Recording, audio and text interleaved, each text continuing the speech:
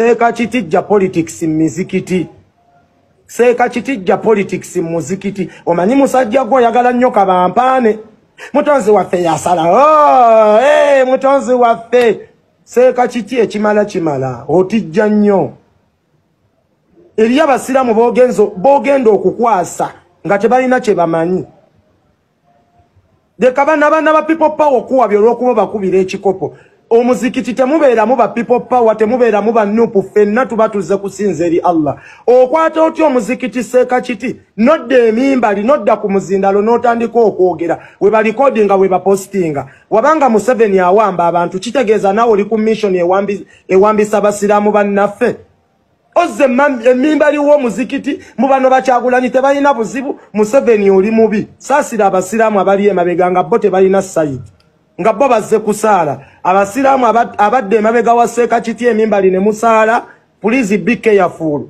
Abasajja bakambwe bajja kukukwata weekange ng'oli luzira naye nga toyina musango.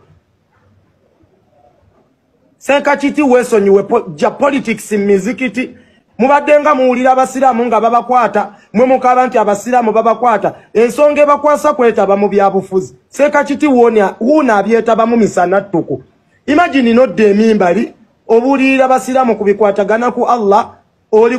kusimanyanga bya Bakyagulanyi, oli ku Museveni, eno yogera ku Muhoozi, saasira abasiraamu b'okulembera, nga wallahi ye talimanyi bya politics, azze kusaala, kufuluma agende ewuwe. Abaffe ate nga bizibu naye nga jjukira ffe tumanyi nti bano banaddiini be balina okuba nga boogera ku bintu ebinyigiriza omuntu wa wansi oba ebinyigiriza munnayuganda kubanga akadde ngaako k'abaafunye abeera n'abantu babaamu bangi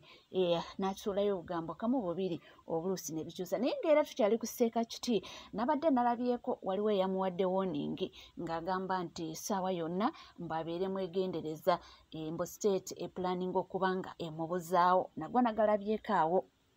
munnange byebyo ebitambula ate era nga tweyongerayo munnange Chairman Nyanzi ebibye si birungi era nga wenjogerera yaddusiddwa mu ddwaliro kigambibwa mbu mu kumukwata kubaamukwata eyo gye yali waliwo ebintu ebibaamukola era obulamu bwe bambi si bulungi yadde n'akamu oba tukyali ku ebyo munnange eby'omwana Elishama ate bizzeemu buto ebintu bino baaziika omwana naye bananyini mwana kojja teyabeera mumativu munnange omutimbagano guno guyina ekintu ky'amaanyi kye gukola kaakati munnange oluvannyuma ab'esseeta high pressure kubayitirirako jjukira kojja ono atambudde ono kojja gwe njogerako azaalibwa ne maama wa Elishama abadde atambula mikutu ku mikutu ng'alaga obutali mumativu era juzi twamulabako awo waliwo TV kwe yali ne bagezaako bakubire ab'esseeta high esimu ne beefuula abali bize akaliro kabatuddemu kaakati amazima gavuddeyo omwana teyeetuga omwana battamutte era nga bwe tubadde tuwulira naye mbo batiisatiisa abantu era bakubira abantu amasimu nga babatiisatiisa saawa yonna okubatta nange nga sinakutwala ku Elishama nga sinakuwa information eyo munnange tubadde tuli awo ate MC Kats ne bamuddamu buto netugamba bannange akasajja mukaleke mukaagazaaki biibino akavidiyo ke nateddeyo akanina Rose baida waka Katsi yatesikije ensonga ki Katsi yankubidde akucoleka vidiyo ako nakomyewo nebiri nti mwogerako simanye baanayo banalaba batya byenyogedde mwogerako ate naye ng'ali mukundaga nti nina Rose mulwadde wa siriimu Katsi bibadde ali mukuŋŋamba yes Katsi yabadde nga nina Rose alina siriimu and it makes sense Katsi yomwembi nina Rose alina siriimu waye Katsi yakitegedde kale kavidiyo tewakataddeyo Katsi n'anyiiga actually era kakavidiyo ako kanyiiza Katsi ngo Katsi aganye okwata nina Rose aganye okwata Katsi mu ngalo kwa mukomezi zimu zabaddemu nti abantu badde bagamba mbu nina Rose ate asimanyi okumusiiga amazzi Katsi nina ngamba mbu nina Rose alina amazzi era nti gwoba owakana nti nina Rose alina amazzi jjukira Donna Andule simanyi Daddy Andule aliwo omukazi gwe yadeetinga oyo mwana w'omugagga Angela Katatumba era ekyabaawula mwakiwulira Angela Katatumba yakyongera mbu yagamba Daddy Andule beekebeze Daddy Andule n'agaana nina Rose ne n'akiyingira era Katsi yarambuludde bulungi ensonga zizo muzimanyi ezo zo muzimanyi baganda bange awo Katsi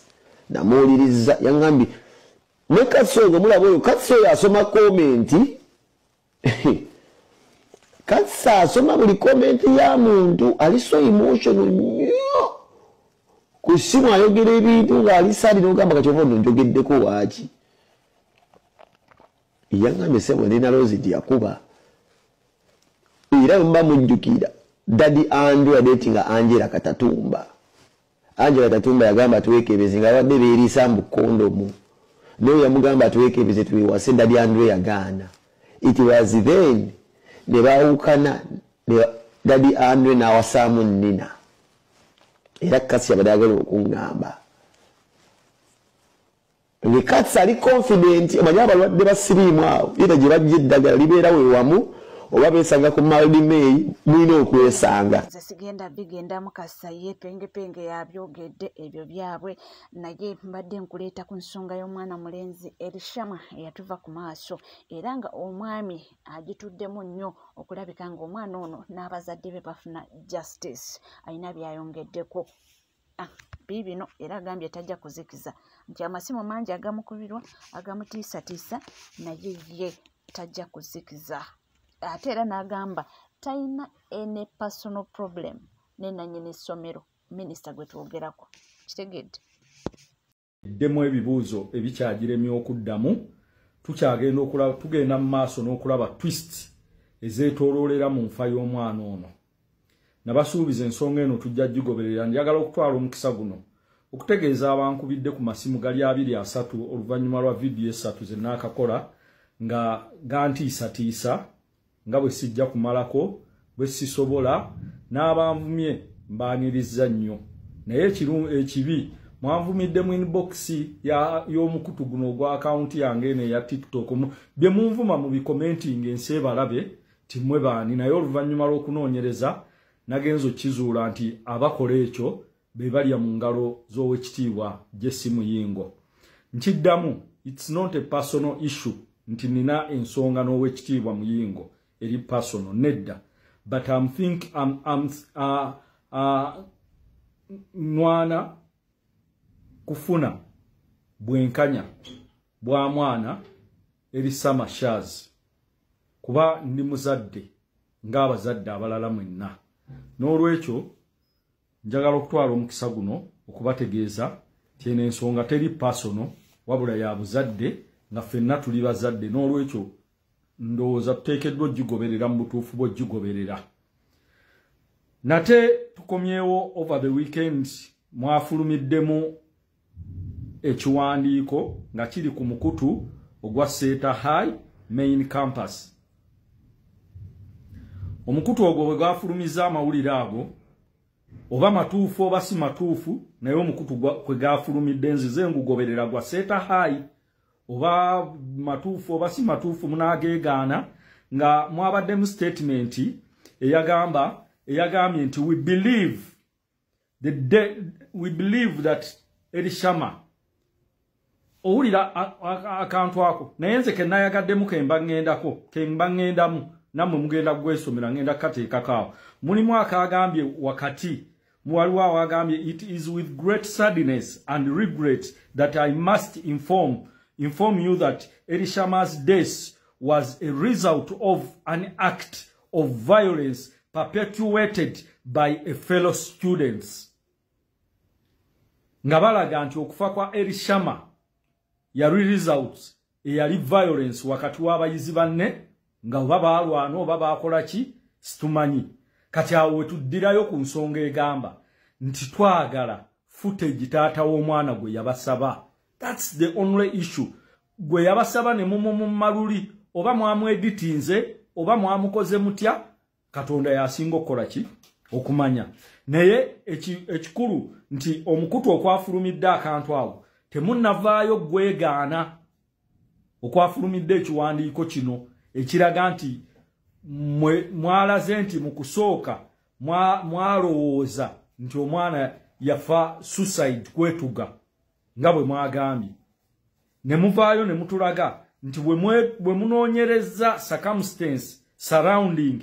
his death were different to what you knew. ndoza mulaba ebintu ebyo. So feche tugamba kiri kimu nti we are seeking justice for Elishama's death. Ekyavaako okufa kwa Elishama. 2. Olunaku lwajjo ku Sunday yabadde visiting day ku ssomero lya Seta High Campus. Naye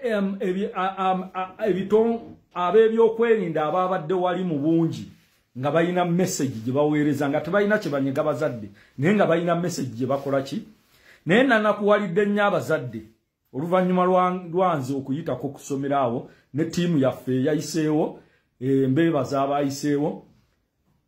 okubuuza abazadde sekinnoomu mwogera ki ku nsonga y'omwana omuyizi eyafiira ku ssomero lino nga nammwe muli bazadde. Kyankwasizza ennaku era eggwanga lino likyalina ekizibu kinene ekyetaaga okunogera eddagala. Lwaki ngamba bwentyo? Abazadde bonna obuli obwedda bwe tubuuza abeeko ne kyayogera ku campus ku ssomero ku vidi ababaddewo ngagamba ebyo mbireke tonyingiza mu ebyo ndeka omwana wange asome amaleko nga kwegamba balinga abalaga nti abaana baabwe babatwala mu ssomero eno lwa kusaasirwa kw'abannyini lyo ekitali kituufu. Kyentero bagamba nti kababe bakungu bali mu gavumenti abali mu bitongole ebikola ebya gavumenti tebatuba service in their favor. Tuzisasulira omusolo services ezo. Kati naawe omuzadde yabadde ku Seta High main campus eyaganya otuwa amawulire okubaako kyoyogera. Toli ku ssomero eryo lwa favor ya mwami Muyingo oba management eriddukanya. Oliwo lwa ssente zo z'osasula. You a client. Lwaki otya? Era natidde nnyo ne mmanya nti eggwanga lyaffe lino liyina ekizibu. Njagala okwebaza abavubuka be sijja kwatula abeetoolodde mu kitundu awo abaatuwadde ku information ne batugamba kino mu kigoberera abazadde amawulire ge baatugambye abavubuka abo nti buli mwaka buli kiseera wabaawo abayizi abafa mu ngeri ezaaki ez'enjawulo oba bafa bulwadde oba ki naye okusinziira bye baatugambye bo sijja baatula for their safety baatubuulidde ekigenda mu maaso nga beetoolodde essomero eryo ba neighbors ab'enjawulo baatubuulidde ebigenda mu maaso ku ssomero era ne batuuka n'otugamba nze nabadde simanyi nti Oweekitiibwa Jesse Muyinga azimba university mu bitundu byeyo ali mu kuzimba university. Omuvubuka omu yatugambye leero kazimbye university mayite eziri gwawo tetumanyi ne ngamba ye lwaki mumuteekako erinnya eryo Oweekitiibwa Munnaddiini si bwali n'angamba gwe linda muliwulira nze mbadde simanyi nti azimba university naye all in all bw'aba azimba university we wish him the best kuba abayongera ku byanjigiriza bya ggwanga naye kye tusinga okwagala obwerufu mu nfa ya Elishama. Okusinziira ku statement eno eyafulumidde ku mukutu gwa Seta High School main campus nga temunnavaayo gyegaana until now tewali statement yavudde Seta High School ng'egyegaana. Secondly, HM essomero lwaki takkiriza kwogera naffe b'amawulire buli w'amawulire amukubira essimu ensonga ezo muzireke ndowooza mulaba eggwanga lino we liri. HM essomero mulamba na buli kati akyatya okwogera ku nsonga z'omwana eyafiiridde ku ssomero lye. Bw'aba omwana yafudde enfa nga bwe mugyogera, why do you fear? Come out and explain to journalists. Vidi lwaki mugiyiwako ab'ebyokwerinda abayitirivu abatabeerawo bulijjo? Mmwe bazadde mmwe abaatidde okwogera omwana oyo yafudde Elishama bazadde be tebaamanya n'owuwo bw'atyo bw'ajja okufa ffe tuveeyo tukulwanirire naye ekiri atabaala kye kiri anaasigadde ewaka. Bw'onoolowooza nti kyakutte Elishama owuwo tekijja mukwata kato God forbid kijja kukwata ku wuwo naawe osiikinga obwenkanya nga bwe tunoonya eri bazadde ba Elishama. Bazadde ba Elishama nyongero bagumya nafunye amawulire process gye mulimu mpanvu era mugenda mujja kugenda mu mateeka n'ebirala naye tewaba ababuzaabuza nti mugende mu basawo abaganda mukole kino mukole kiri mukwate amakubo amatuufu ge mukutte mujja kuzuula ekituufu ekyakola ki ekyabaddewo naye nga tetujja kuzikiza okutuusa nga tufunye obwenkanya. Nammwe abatukubira nga mututiisatiisa munnange muli bazadde bujja kukyanga abo be munoonyeza omugaati n'oddeeka n'owanika amagulu ng'afudde mu ngeri gy'otakola ki jotategeera ffe tetuyina nkuubiiru eri personal repeat it wabula kyetwetaaga bwenkanya statement eno yafulumidde ku mukutu gwa Seeta High tetunafuna agiwakanya owa Seeta High which means ekyali ntuufu twagala okumanya Elishama yafaaki abannannyini ssomero ne mutuuka n'okugaana okugenda okuziika omwana omuyizi wammwe ow'essomero even to send a prefect abakiikirire ne kirema kyekyokka kyetukola ki kyetwagala nothing else tetuyina nsonga ndala mu nsonga zino so tubasaba mukole statement zonna naye mujjeeyo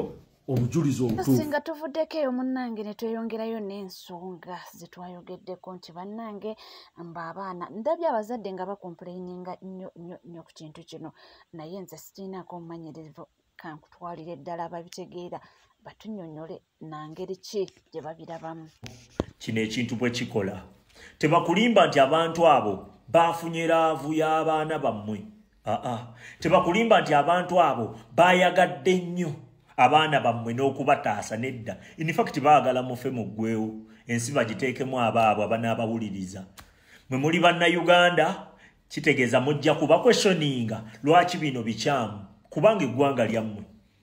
ompuliriza kati mwoba muvaawo muveewo Museveni yakuteerawo ne pulogulaamu n'agamba ebikampuni byonna byonna ebitwala abantu ebweru tebibajjaako ssente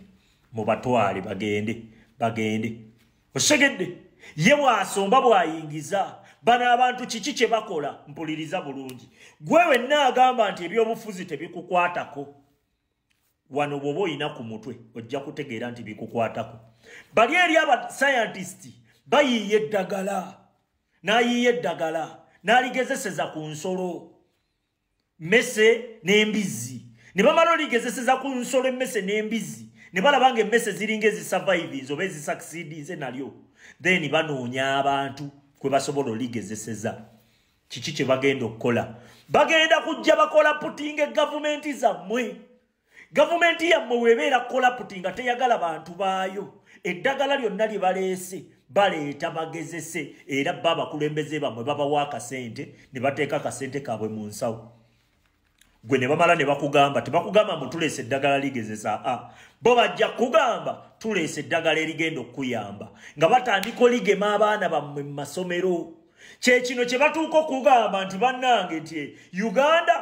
yensi esinga obuto abantu tebakula lwaki tebakula Uganda ensi etaliimu ntalo lwaki nti abantu lwaki tebakula nti bajja batugezeseza agantu gaabwe ne gatukutula mangu ekyo nkikubuulira buli we balabanga balina kye bayiyizaayo ekipya banoonyayo abantu abaddugavu batabalinaako kakwate nga bagamba nti tugende tukola putinga gavumenti eyo bwe bubi bw'okukulemberwa abantu abataagala abantu mu ggwanga lyabwe oli najja n'agamba omugagga tafugika gwe n'olusuubira nti alina kyakwagaliza waliyo akwagala akukuuma ng'oli mwavu we munaategeerera olutalo luno mujja kukitegeera nti buli omu ebyobufuzi bimukwatako nze nkubuulira bano abantu balina bipulogulaamu bingi bye baleese bye baleetera abaana bammwe gw'oli awo owoza wannakolayooko kasente kange ndi bulungi nnyo kumbe bagenda fuula omwana w'ekiwutta nkugambye ebbanga lyonna ebisiyaga bibaddewo mu Uganda nga gavumenti yebipulomootinga okumala emyaka 3 nga Museveni alisiivinga ssente z'ebisiyaga naye babadde bagamba naye nga akasente ko kabadde kajja ate ng'omulimu gubadde gukolebwa ogw'okubipulomootinga obitambuza kati awo kitegeere n'ebyo ebidagaladagala bye babakuba abaana mu masomero ebyo ebintuntu bye bipulogulamu bye babaleetera mu bizze kuyamba bantu bammwe wallahi bano abantu tebalina ke baagaliza ggwanga kalungi okujjako bba okweyagaliza kasitaala bawaafunira tafaayo bamufa bameka ekyo nkikubuulira kasitaala bawo waafunira wokka nga gwe kaweddemu kati gwe munnayuganda oli eyo nze mpeerera mwana wange ebyobufuzi sibiriimu omwana w'ebidagala bijja mmusanga mu ssomero ate libeera etteeka nti balina okukuba empisa eyo yagala toyagala naye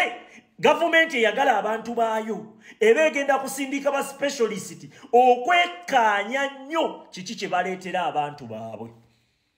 osegedde naye gavumenti olw'okuba eba tebaagala bo kye baleese balisiivinga bulisiivinzi ne balyoka bakulimbirako mbu gavumenti eri mu kuyamba bantu gwe n'obeerawo ng'omutwe gwo gukugamba mbu gavumenti erina puroguramu gyeyinza okuleetera nga yakukwagaliza mu ggwanga Uganda. Ekyo nedda tebakulya ebinusu. Kati semitale paadi ezibadde zikola ennaku zino bakulaze nti bazikuggyeewo nti ezo muziveeko muzirekera awo bali ku bwana obwaffe obuto bwe bakula batendeka kubanga ffe waffe abaana bakula bawoomu era waliwo process omwana gyakulamu okukula bwatyo osegedde kati bamumanyiiza oguntu nga gumulimu bwe guti bannange tujjeko gavumenti eno ye solution tujjeko abasajja bano kano kabinja katono tebakulimba nti abaana baabwe bo babakola ebyo wano gwe bajja kujja babikugambe ye omwana wakoleki bamukozese birala kubuli tuliko NCK TV nkugamba kimu nti mukwano wabanga tuna subscribinga kikade subscribinga ringinga that notification bell sharinga likinga ebisigadde buterevo byonna nja kubanga mbikuweera nja kubanga mbikutuusaako byonna gy'oli byonna gy'osinzidde sigala naffe tovaawo.